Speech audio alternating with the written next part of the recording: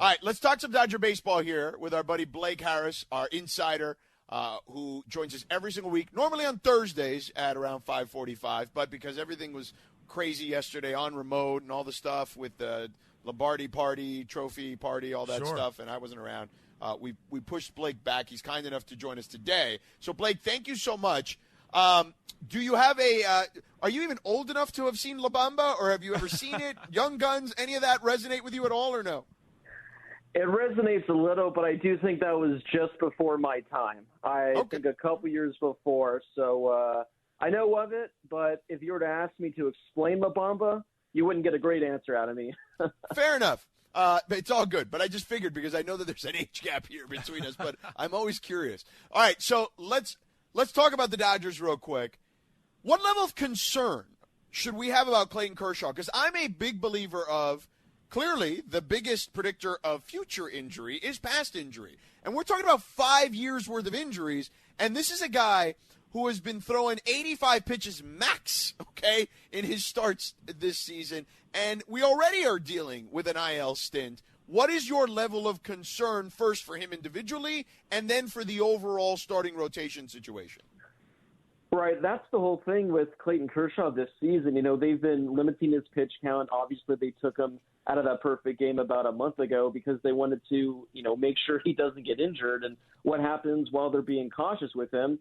Well, he gets injured. And today, this injury was something I had never heard of. I was having to Google this, and I still didn't really get an answer. But it's an SI joint inflammation that I guess has to do with, your lower back / buttocks. So I guess thankfully it's not his arm that's hurt right now. It's just his lower back. But I guess the fact that it's not his arm, I'm not as concerned because, he's dealt with those in the past. That's what ended his season last year. But, yeah, it's definitely not ideal considering they're watching his pitch count. They're making sure they limit his innings. And, again, 4 weeks into the season, he's already hurt. He spoke to reporters today, said he's doing just fine. He expects to only miss probably 2 or 3 starts. It's not going to be any longer than a couple of weeks. So I guess that's a bit of good news. But, yeah, although he's injured every year, usually it comes in the middle portion of the season near the end of the season. I don't recall him ever, hitting the IL this early in the season. So a little bit concerning.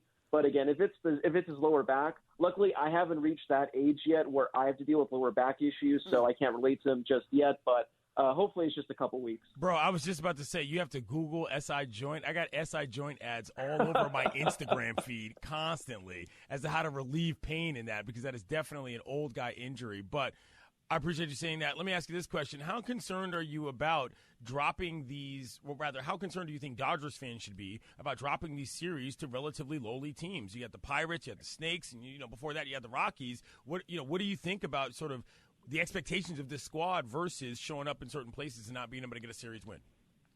Yeah, early in the season, it was, to the Rockies, the D-backs, those were NL West opponents, but, those were only a few games, so not a whole lot of concern, but, then they lose a game to the Tigers at home that they should win. Then they lose 2 out of 3 to the Pittsburgh Pirates, who are going to be one of the worst teams in all of baseball this season. So obviously you're not going to be able to beat these teams 10 out of 10 times, but you should at least be winning series against the teams that you should beat. And in the 2 games the Dodgers lost to the Pirates, they were simply outplayed. I couldn't tell you what the payroll is for the Pittsburgh Pirates, but I feel like Clayton Kershaw might be making more money this year than that entire roster combined. So definitely not the kind of losses you want to see early in the season. And then even last night, they played a Phillies team that has been struggling to start the season. And essentially, they looked like a team filled with, all-stars compared to the Dodgers. So, again, it's a month. You don't want to get, too overblown with a lot of things. But the Dodgers have been dropping a lot of games, that against teams they should be beating. I guess the silver lining is when they play teams above 500 that are likely going to be in playoff contention, they've been doing pretty well against them. So, yeah, I don't know if it's just not waking up to face your competition. Maybe they just don't have the same amount of energy. But, yeah, not ideal when, again, you're dropping 2 of 3 to the Pittsburgh Pirates. Our Dodger insider Blake Harris joining us here, normally Thursdays at 5:45, but because of our situation yesterday, he's joining us today. We're thankful to have him here before the weekend closes out. I saw that Dave Roberts had mentioned that David Price could be rejoining the Dodgers in about a week or so. Do you believe there's any shot that he could get a potential start? I would think so, because the Dodgers starting rotation has taken so many hits recently. And not to mention, I still think they have to play like 7 games over the next 6 days.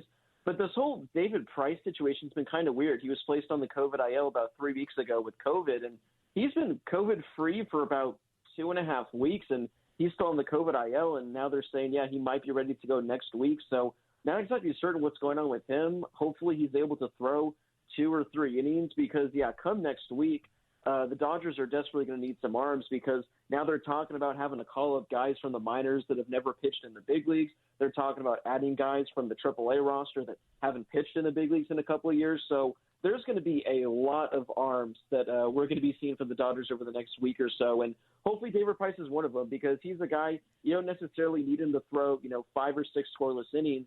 But if he can give you 4 innings of 1-run ball, I think the Dodgers are desperately going to need that. So we'll see if he's ready to go by next Tuesday or Wednesday because last I heard he's only been throwing about 2 innings, maybe 3, and I don't know if that's quite the number the Dodgers are looking for just yet. Well, Cody Bellinger went yard recently, and the entire situation with him this season has been relatively up and down in terms of what people think that he's going to be able to contribute over the course of the year. What do you think his best role is on this team right now?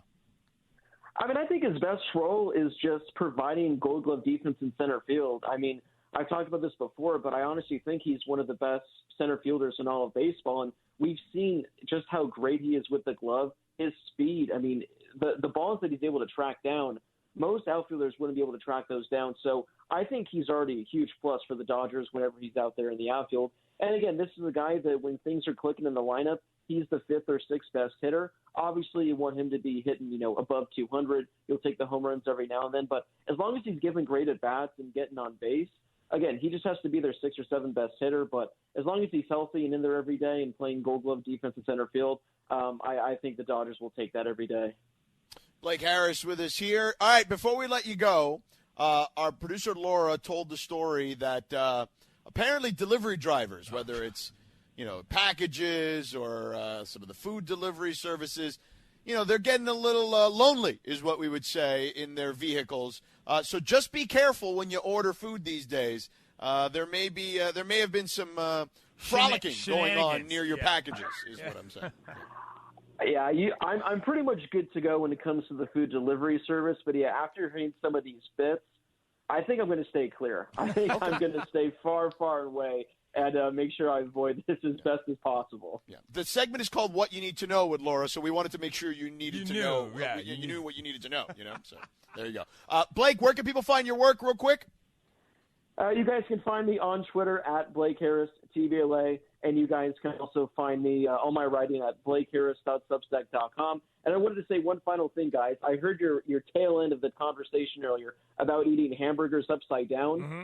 My girlfriend does that, and I've thought she's crazy for the longest time. So there are people out there that eat their cheeseburgers upside down. There is a community. There is a community. There's a community out there. Yeah, she's been clearly doing it right. We're all doing it wrong. So she's onto something, and we're not. So there you have it. Apparently. Blake, we'll talk to you next week, pal. Thanks again for making the change this week. Have a great weekend, guys. Thanks so much. Thanks, Blake. You got it. Follow him on Twitter at Blake Harris. TBLA is where you find his work, and he does fantastic work. How old is he specifically? He's in his 20s, I want to say. Do you think he's ever seen – do you think he knows how to load a VHS player? Probably not. Probably. We can ask him that next time he's on. Yeah. I'll ask him just for you.